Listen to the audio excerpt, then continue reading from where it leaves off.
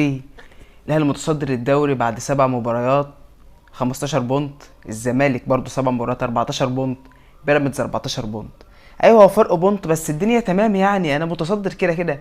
فباذن الله معناش هننزل من الصداره، خلاص الاهلي مادام طلع ما عادش بينزل. ده الطبيعي يعني، فان شاء الله هنفضل متصدرين والدوري ان شاء الله بتاعنا.